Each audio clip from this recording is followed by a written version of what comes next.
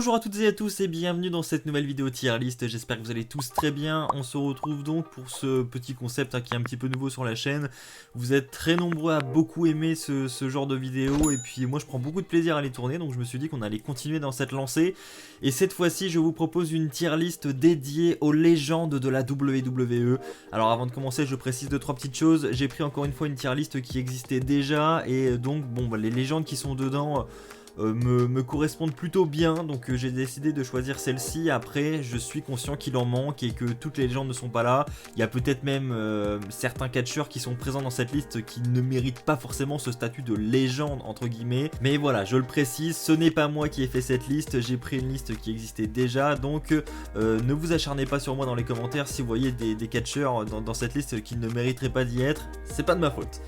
Voilà, avant de commencer également, je précise comme d'habitude, cette liste elle est vraiment personnelle, c'est mon avis, ce sont mes goûts en termes de catch, vous pouvez avoir un avis totalement différent, tout ce que je vous demande c'est de tout simplement respecter mon avis. Après vous pouvez bien sûr débattre dans les commentaires et donner vos oppositions et vos goûts à vous dans l'espace commentaire, il est fait pour ça. Ceci étant dit, on va pouvoir commencer cette tier list, on va commencer avec Edge et on commence très fort et là pour moi il n'y a même pas à hésiter. Pour moi Edge ça va être du top parce que c'est pour moi l'une des plus grandes légendes de l'histoire de la WWE. Vous n'imaginez pas à quel point j'étais content lorsque j'ai entendu la musique de Edge dans cette arène du Royal Rumble 2020, c'était un moment incroyable et voilà, je suis super content qu'il soit de retour, un catcheur qui était malheureusement parti trop tôt à cause d'une blessure et c'était très triste et là ça fait vraiment plaisir de le revoir, donc voilà, pour moi c'est top du top direct. Il en va de même pour Randy Orton, selon moi c'est voilà, son compère, la rivalité qu'on a eue cette année. Randy Orton est pour moi aussi l'une des plus grosses légendes de la WWE depuis qu'il est là, depuis 2002-2003. Franchement c'est l'un des plus grands catcheurs, voilà, il a une immense carrière, il fait partie des catcheurs qui ont le plus de titres de champion du monde. Il mérite clairement cette place. Le Great Khali, vous avez vu, je l'ai squeezé un petit peu. Le Great Khali, pour moi, c'est direct dans j'aime vraiment pas. Là-dessus, il n'y a même pas à hésiter. Le Great Khali, il a déjà été champion du monde. Voilà, qui se rappelle de ce règne où il a remporté ce titre de champion du monde dans une bataille royale, je crois. Voilà, lorsqu'il soulève la ceinture, il la soulève à l'envers. Enfin bref, c'est catastrophe. Le Great Khali, catastrophe. Ensuite Bret Hart. Alors Bret Hart, je vais le mettre dans top.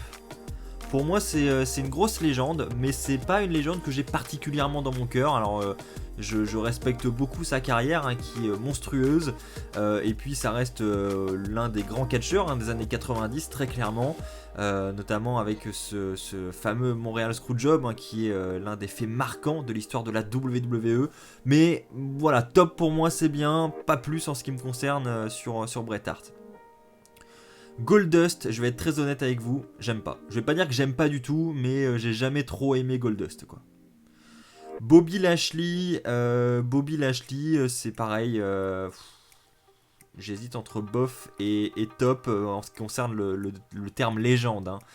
Je vais mettre j'aime pas. Voilà, pour moi, Bobby Lashley n'est pas vraiment une légende à la WWE quoi. Je veux dire, il a pas eu une carrière hyper marquante, donc je vais le mettre dans j'aime pas. Ric Flair pour moi c'est top du top, direct. Ric Flair c'est peut-être même la plus grosse légende de l'histoire de la WWE. À chaque fois qu'il est là il me donne le sourire, j'adore Ric Flair. Même si malheureusement j'ai pas pu connaître sa carrière dans sa globalité. Je me suis tout de même renseigné, j'ai tous ses best-of DVD, enfin voilà, j'ai parcouru sa carrière comme j'ai pu, malgré mon jeune âge, et j'adore, vraiment j'adore ce personnage. Il me fait délirer, Ric Flair. Le Big Show, je vais mettre dans bof. Voilà, pour moi, comme je l'ai dit dans ma dernière tier list, c'est vraiment un catcheur qui a marqué l'histoire de la WWE, mais qui pour autant dans le ring n'est pas foufou. On retient notamment son nombre de face turn et de heel turn légendaires. Donc voilà, ça va être au milieu, on va dire bof pour le Big Show. Les Dudley Boys, on va les mettre où, j'hésite. Allez, on va les mettre dans top parce que je pense que mine de rien les Dudley Boys ont quand même révolutionné les matchs de table et puis également les TLC matchs avec Edge, Christian et les Hardy Boys et voilà, ça reste selon moi l'une des 3 équipes légendaires de la WWE. Je nomme notamment ce trio Edge, Christian, les Hardy Boys et les Dudley Boys. Pour moi c'est vraiment le trio des équipes des années 2000 à retenir quoi. Voilà. Ensuite, on a également Yokozuna. Je vais pas dire que j'aime vraiment pas, je vais dire j'aime pas quoi. Déjà j'ai pas énormément connu, le peu de matchs que j'ai vu c'est quand je me suis intéressé au début de Raw en 93. Après j'ai pas vu énormément de matchs, j'ai vu son match face à Bret Hart également, si je me trompe pas c'était à WrestleMania. J'ai peur de dire une connerie, je sais plus, c'est le WrestleMania où il y a cette ambiance romaine là en extérieur, c'était à Las Vegas je crois. Voilà, c'est tout ce que j'ai vu et je peux pas en dire beaucoup plus, donc je vais dire j'aime pas. Rey Mysterio pour moi c'est top du top, c'est très probablement le catcheur au plus petit gabarit qui a le mieux réussi à la WWE. Devenir champion du monde avec un gabarit comme le sien c'est incroyable, il a affronté les plus grands, il a une immense carrière que ce soit à la WWE et à la WCW, franchement il mérite cette place. Stone Cold Steve Austin, alors moi c'est ma jeunesse aussi, hein. Alors évidemment j'ai pas connu Stone Cold en temps réel, mais pareil comme Ric Flair je me suis beaucoup intéressé à sa carrière. J'ai notamment tous les best-of de l'histoire de Raw et Stone Cold Steve Austin a une grande partie de ces best-of qui lui sont dédiés parce qu'il a des moments incroyables à Raw, notamment avec cette rivalité avec Vince McMahon. Enfin je veux dire voilà, pour moi c'est le top du top, Stone Cold Steve Austin. Shawn Michaels également top du top pour moi. Voilà, Shawn Michaels c'est ma superstar préférée de tous les temps. Il y a aucun doute là-dessus. C'est Shawn Michaels quoi. J'ai rien à dire de plus. Pour moi c'est le plus grand lutteur de l'histoire. Dusty Rhodes, je vais le mettre dans bof parce que déjà j'ai pas connu. Ensuite c'est, j'ai pas connu en tant que catcheur. Après évidemment je sais que c'est quelqu'un de très respecté en backstage, qui était très respecté parce que malheureusement il nous a quitté, qui était très respecté et qui n'empêche a une grande carrière également. Là c'est un catch beaucoup plus ancien et j'avoue que me plonger dans du catch relativement vieux comme ça c'est difficile pour moi. Donc je vais mettre bof parce que voilà je sais que c'est un grand catcheur mais voilà je connais pas plus que ça on va dire. J'aurais presque pu le mettre dans j'aime pas mais Dusty Rhodes ouais ça se vaut entre les deux. Hulk Hogan on va le mettre dans top. Voilà, je l'ai jamais trop eu dans mon cœur. Après, ça reste l'une des figures historiques de la WWE. Ça, on peut pas le nier, quoi. Hulk Hogan, c'est l'un des plus grands catcheurs, si ce n'est peut-être même l'un des catcheurs les plus populaires à la WWE. Je sais que moi, quand j'en parle avec mes collègues de travail, dès qu'on évoque le mot catch, c'est tout de suite. Il y a encore celui avec le bandana et puis la moustache blonde. Voilà, c'est vraiment comme ça qu'il est connu, Hulk Hogan, et il est légendaire. Donc pour moi, il va dans le top. JBL, pour moi, ça reste l'un des plus grands heels quand même qu'a connu cette fédération. Donc je vais quand même le mettre dans bof parce que bon, je le tiens pas particulièrement dans mon cœur. Mais faut reconnaître qu'il a bien su se faire détester et que voilà, notamment ses rivalités avec Cena, Eddie Guerrero, il a su franchement tenir correctement ce personnage de heel.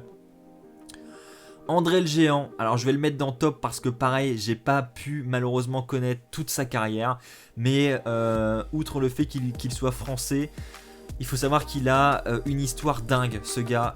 Pour ceux qui ne connaissent pas son histoire, je vous invite d'ailleurs à aller voir son documentaire sur le WWE Network. Je crois qu'il y en a deux d'ailleurs. Alors je sais pas si les deux sont sur le network, mais il y a deux documentaires qui existent sur l'histoire d'André le Géant, notamment le dernier avec HBO qui est sorti en 2017 si je dis pas 2018 il me semble, donc il est très récent. On reparcourt toute son histoire, notamment ce complexe de cette taille de géant, et j'adore, franchement je suis passionné par l'histoire de ce gars. Il y a d'ailleurs un livre qui va sortir très prochainement sur André le Géant et je vais me dépêcher de me le procurer. Ensuite Batista, alors Batista c'est également très intéressant. Batista, je vais le mettre au niveau de... Voilà, je vais le mettre ici. Je vais mettre top Batista parce que pareil, c'est toute mon enfance. Hein, donc personnellement, je l'ai dans mon cœur. Après, je le mettrai pas au même titre qu'un Ric Flair, qu'un Stone Cold, qu'un Shawn Michaels. Pour moi, il est légèrement en dessous. Donc je vais le mettre en top. Booker T. Booker T, je vais le mettre en bof parce que pareil, c'est pas un catcheur que j'ai beaucoup connu. Alors je l'ai connu durant mon enfance, durant sa période King Booker en 2006 quand il est devenu King of the Ring. Mais en dehors de ça, voilà, j'ai pas toutes les références de sa carrière et c'est pas quelqu'un qui dans le ring m'a marqué plus que ça. Alors là je suis embêté parce que j'arrive même pas à voir qui c'est ici. Alors là ils ont mis une photo, je sais pas qui c'est. Donc non franchement j'arrive pas à voir. On dirait que c'est Chris Jericho. Ouais, je pense que c'est Chris Jericho. Alors on va dire que c'est Chris Jericho. Hein. Voilà, peut-être que c'est pas lui. Si c'est le cas, bah tant pis. Mais on considère que c'est Chris Jericho parce que je pense que c'est aussi une grande légende. Et moi Chris Jericho je vais le mettre dans top parce que pour moi aussi c'est l'une des plus grosses légendes de l'histoire de cette fédération. Vladimir Kozlov, clairement j'aime vraiment pas. Là il n'y a même pas à hésiter. C'est au même titre que le Great Khali. Je sais même pas ce qu'il fait dans ce classement. Goldberg, je vais le mettre dans bof. Alors, son retour en 2017, etc., pour moi, c'est clairement mauvais. J'ai pas du tout aimé. Pour moi, il a plus du tout ce qu'il faut pour espérer un retour comme ça. Par contre, dans les années 90, etc., il était ultra dominant à la WCW. Il a une grande carrière, donc pour moi, ça reste l'une des plus grandes légendes quand même de cette histoire. Donc je vais le mettre dans bof. Voilà, comme ça, il est au milieu. C'est bien. Alors Johnny Nitro, John Morrison, alors je veux pas être méchant avec lui, hein, mais je pense pas qu'il mérite encore ce statut de légende hein, à côté des grands noms que nous avons ici. Donc je vais le mettre dans bof également parce que je l'adore, je le trouve très très bon, et j'ai aucun souci avec ça. Pour moi il a tout ce qu'il faut pour peut-être même devenir champion du monde, mais pour moi il a pas encore atteint le statut de légende quoi, voilà. CM Punk. Alors là, c'est très difficile, CM Punk. Très difficile. On va y revenir après sur CM Punk. Je vois le Rock là, par exemple, The Rock. Hop, on va le mettre en top du top direct. Pour moi, The Rock, il mérite cette place de top du top, sans hésiter. Ensuite, là, je vois du Rikishi. Rikishi, moi, je vais le mettre dans j'aime vraiment pas. Désolé, hein, j'ai un peu vu quelques-uns de ses matchs. J'ai notamment ce Hell in a Cell match en tête à Armageddon 2000. Voilà, avec 6 catcheurs où il y participe avec cette légendaire chute du haut de la cage. Mais à part ça, j'ai pas énormément connu sa carrière et le peu de matchs que j'ai vu de lui, voilà, son catch m'a pas semblé exceptionnel. Donc, je vais le mettre ici. Ensuite, on a du Big Daddy V également. Donc Big Daddy V, je vais le mettre ici également. Parce que bon, j'ai beaucoup de respect pour Big Daddy V, pour Viscera et toute sa carrière en vue de son gabarit incroyable. Mais pour moi, bon, c'est peut-être qu'on peut le considérer comme une légende, mais sans plus quoi. Franchement, sa carrière n'est absolument pas marquante. Qui on a ensuite? Kane, alors Kane c'est une légende clairement. Moi je vais le mettre dans j'aime pas. Voilà, Kane, j'ai jamais été un grand fan de Kane. Voilà, j'ai toujours trouvé assez ennuyant dans le ring et sans plus quoi. Après on peut pas lui enlever qu'il a un personnage et il a quelque chose qui le caractérise bien. Donc ça c'est cool. Mark Henry, pareil. Mark Henry, peut-être aussi une légende, mais parce qu'il est là depuis très longtemps aussi.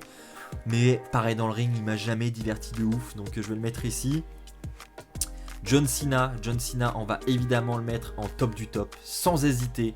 C'est probablement l'une, voire la plus grande légende, lui aussi peut-être de l'histoire. Donc là, il n'y a pas hésité, John Cena, il mérite cette place. On a également Triple H. Triple H, on va le mettre en top du top également. Hein, l'un des plus grands catcheurs de l'histoire aussi. Il a des rivalités incroyables, des matchs incroyables. Il a une carrière de fou, donc clairement il va être en top du top. Matt Hardy, je vais le mettre en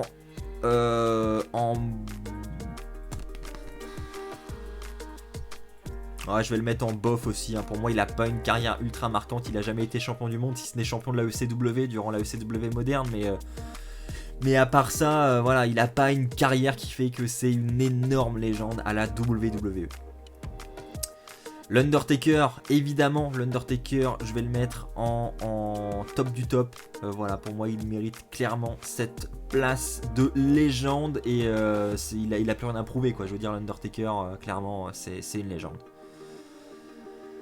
Jeff Hardy, je vais le mettre en top, clairement. Lui, il a marqué mon enfance aussi. C'est une grosse légende de la WWE. Ce qui m'a manqué, c'est un bon et long règne de champion du monde, quoi. Pour moi, il a pas cette. Pour moi, je vais le mettre en égalité avec les Dudley Boys, en fait, parce qu'on ce qu'on retient, c'est tous ces moments légendaires, ces matchs avec les échelles, ces matchs avec les tables, enfin tous ces moments de risque de Jeff Hardy. Mais il manque un petit truc pour que ce soit le top du top des légendes, quoi. Voilà, voilà, il n'a pas été au sommet comme il aurait pu l'être. Ensuite, on a du Umaga, je vais le mettre dans bof. Voilà, c'est toute mon enfance aussi, Umaga. Malheureusement, il nous a quitté lui aussi en décembre 2009, il me semble. Et voilà, il a des matchs légendaires, notamment contre Jeff Hardy, une grosse rivalité pour le titre intercontinental. Mais à part ça, à part parce que je l'ai vécu, j'ai vécu avec lui durant toute mon enfance, j'en retiens pas grand chose, donc je vais le mettre dans bof. Christian, je vais le mettre dans bof, Christian. Comme Matt Hardy pour moi, contrairement à son coéquipier Edge, il a été dans une carrière beaucoup moins importante, où il a été beaucoup moins mis en avant. Et voilà, je vais le mettre dans bof parce qu'il a quand même offert de très bons matchs. Il a une belle carrière, pour moi c'est également une légende, mais pas au même titre que Edge.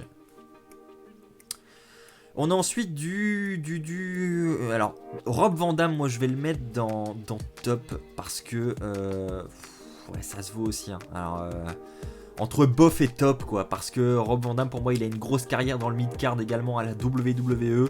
Il a également été champion du monde, hein, mine de rien, Rob Van Dam. Il a d'ailleurs détenu le titre de la WWE et de la ECW en même temps. C'était en 2006, si je dis pas de bêtises. Donc, franchement, il a une immense carrière également. C'est une légende de la WWE. C'est quelqu'un qui m'a toujours diverti. Il a un catch hyper athlétique. Ses 5-star frog splash sont incroyables. Donc voilà, je vais le mettre ici. Il en reste 4. Je vais mettre.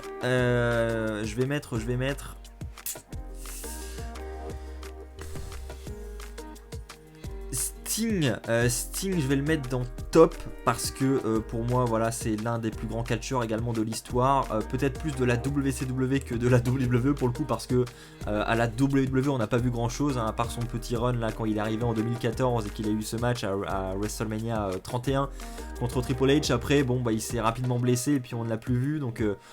Clairement, la majeure partie de sa carrière, elle est à la WCW. Pareil, je me suis beaucoup renseigné sur lui. J'ai vu beaucoup de best-of de la WCW. Il fait partie de ses nombreux matchs. Hein. Je crois d'ailleurs qu'il a, il a réalisé le premier match de la WCW et le dernier de l'histoire. Je crois que c'était Ric Flair contre Sting le premier et Ric Flair contre Sting le dernier de l'histoire de la fédération. Donc voilà, il a une grande carrière et pour moi, c'est l'une des plus grosses légendes, clairement. Alors je l'ai pas précisé, hein, mais quand on parle de légende de la WWE, ça inclut les légendes de la WCW en même temps. Hein, on va assembler ces deux fédérations. Et là il en reste 3 gros noms, mine de rien, de l'histoire. Je vais mettre Kurt Angle, moi je vais le mettre en top, parce qu'il a toujours eu des très bons matchs, très techniques. Avec notamment des John Cena, enfin là je parle plus d'une période plus moderne, notamment ce Iron Man match également avec Shawn Michaels. Il a eu des excellents matchs et je le garde dans mon cœur également, Kurt Angle. Donc on va le mettre en top. Et là il en reste 2. Kevin Nash, honnêtement j'hésite entre 2 catégories, j'hésite entre bof et top. Kevin Nash, pour moi, j'en ai pas énormément de souvenirs déjà, parce que pareil, c'est pas du tout ma génération, et à part me renseigner sur différents DVD de WCW, ou encore son dernier run à la WWE en 2000, je sais plus, 2012 ou 13, je sais plus trop, quand il est revenu pour justement affronter Triple H. Voilà, j'ai pas énormément de souvenirs de lui, donc je vais le mettre en bof. Voilà, Kevin Nash. Et enfin, CM Punk, c'est très difficile. J'hésite entre top du top et top. Mais CM Punk, je vais le mettre en top. Alors, je vais le mettre en top déjà parce que pour moi, il est une légende, clairement, de la WWE. Là, il n'y a clairement pas à le nier.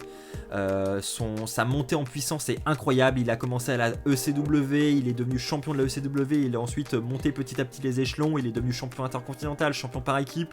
Et après ce règne de champion du monde où il a affronté John Cena dans cette rivalité légendaire, et où il est ensuite devenu champion du monde poids lourd. Il a ensuite eu ce règne de champion de la WWE pendant 434 jours. Enfin, je veux dire, il est légendaire. Il n'y a rien à lui enlever. Après, moi je trouve que sa période où il a vraiment dominé la fédération est quand même relativement courte. Voilà, à part entre 2011 et 2012, voilà, CM Punk c'était quand même plus du mid-card, et après en 2014 petit à petit il a commencé à s'effacer et il est parti, et malheureusement on ne l'a plus revu. Donc voilà, il aurait eu une carrière peut-être un petit peu plus longue, peut-être que je l'aurais mis au même stade qu'un Edge, un Orton, mais là du coup je le mets un petit peu en dessous, mais vraiment un petit peu, hein, pour moi c'est vraiment kiff entre les deux, et voilà pour CM Punk. Bah écoutez, voilà, c'est ainsi que va s'achever cette tier list de la WWE. J'espère qu'elle vous aura plu. Je rappelle que voilà, ce classement définitif là est vraiment représentatif de mon point de vue, de mes goûts en termes de catch. Vous pouvez totalement être en désaccord avec moi, je vous invite à le dire dans les commentaires. Mais dans le respect, s'il vous plaît, on respecte les avis de chacun. N'hésitez pas vous aussi d'ailleurs à réaliser cette tier list. Le lien pour la réaliser est dans la description de cette vidéo. On se retrouve très vite pour de nouvelles tier lists. Si vous avez des idées, n'hésitez pas à me les suggérer dans l'espace commentaire, c'est fait pour ça. On se retrouve très vite, d'ici là portez-vous bien, et puis comme d'habitude n'oubliez pas, soyez toujours très fiers d'être fan de catch. Allez, bye tout le monde!